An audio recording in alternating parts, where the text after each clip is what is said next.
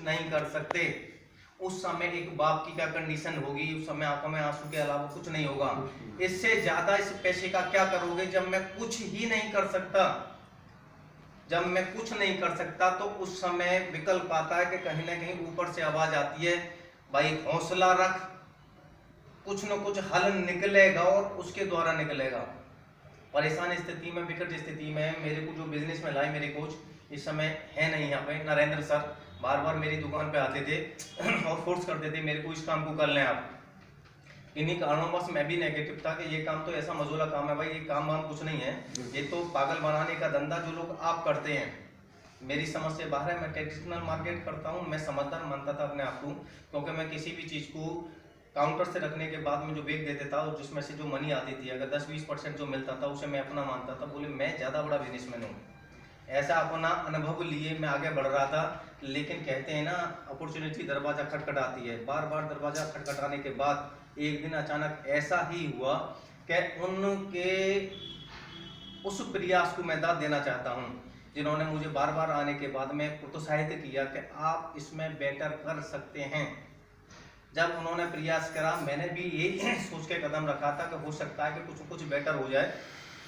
Life तो चली रही है, यूं ही चल रही है, ट्रेडिशनल मार्केट में कटी रही है, और कुछ प्रयास करने के बाद में कुछ बेटर हो जाए। सफर चालू हुआ तकरीबन 3.5-4 साल के सफर में। बड़ा आगे बढ़ने के बाद में कहते हैं कि पहला रिजल्ट खुद से लूंगा, उसके बाद में बढ़ूंगा। जब ज्यादा अच्छे तरीके से समझा पाता है, जब आदमी अंदर से बोलता है, जब आत्मविश्वास होकर के अंदर से आवाज आती है ना, जब बेटर तरीके से समझा पाता है। यही मेरे साथ में हुआ। बच्चे को धीरे धीरे मैंने, जब परेशानी रही थी, एलोपैथिक दवाओं से हट चुका था, तो मैंने ये वाला न्यूट्रिशन उसको देना चालू करा, जिस समय वो बिल्कुल भोजन नहीं ले रहा था।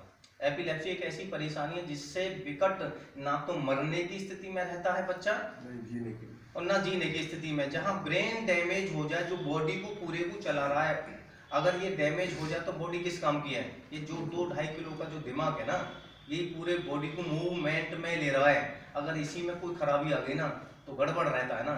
उसी स्थिति में चल रहा था, तो इसको मैंने पिलवाना चालू करा। जब धीरे धीरे इसको पिलवाना चालू करा, ये यूनिक प्रोडक्ट है, जब मैंने पिलवाना चालू करा तो उसे मुझे लगा कि उसके अंदर की जो एक तरीके से इम्यूनिटी स्टोर एनर्जी बढ़ रही है, और धीरे धीरे वो खुद खड़ा हो रहा है।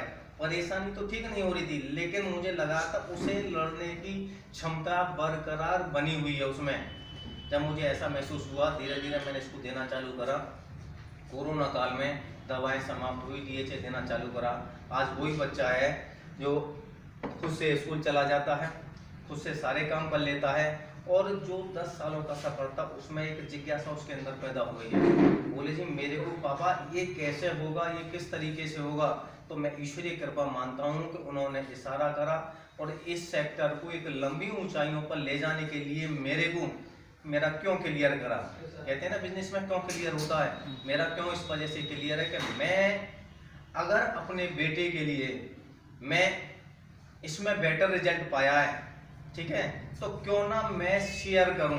जब मैंने शेयर करना चालू करा तो मुझे तो लगा था मैं ही परेशान हूं, तो मुझे लगने लगा कि चारों तरफ से ऐसे केसेस मैंने देखे, और जब मैंने उन्हें बताना चालू करा तो मेरा क्या जा रहा है, अगर सामने वाले के घर में रोशनी भी आ जाती है।